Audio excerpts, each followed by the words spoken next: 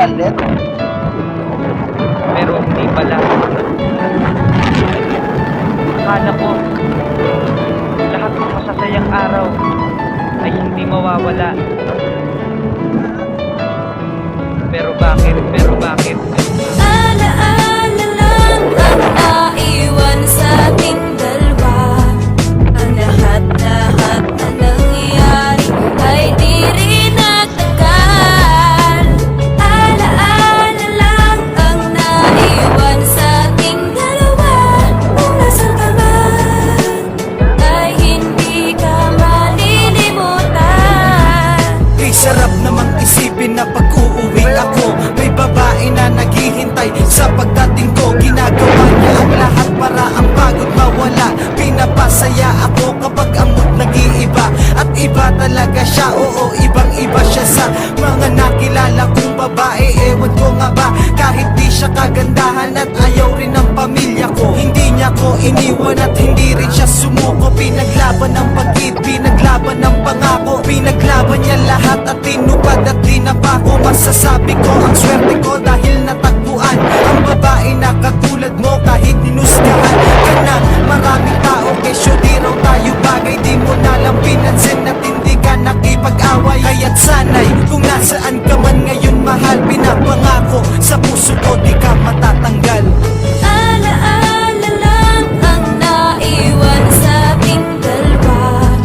Ang lahat-lahat na nangyari ay di rin nagtagal. Alaala lang ang naiwan sa ating dalawa. Kung nasan ka man ay hindi ka malilimutan.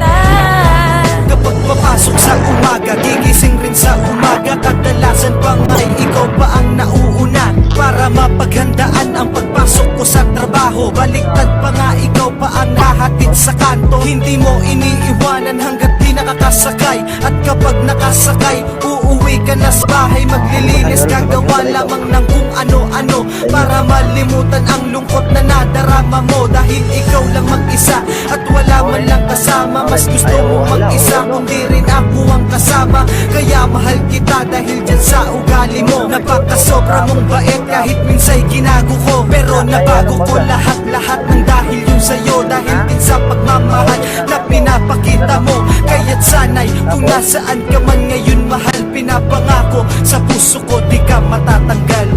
Alaala lang ang naiwan sa ating dalawa. Ang lahat-lahat na nangyari ay di rin nagtagal. Alaala lang ang naiwan sa ating dalawa. Kung nasan ka man ay hindi ka malilimutan. Alas 11 ng gabi, pauwit naglalakad. Ang bilis ng tibok ng puso ko, ako'y agad-agad nag-text sa'yo para malaman ko kung okay ka. Pero di ka nag-reply kaya ako'y nag-alala. At may tumawag sa'kin pagtingin ko ay ikaw. Sinagot ko agad ang telepono pero hindi ikaw.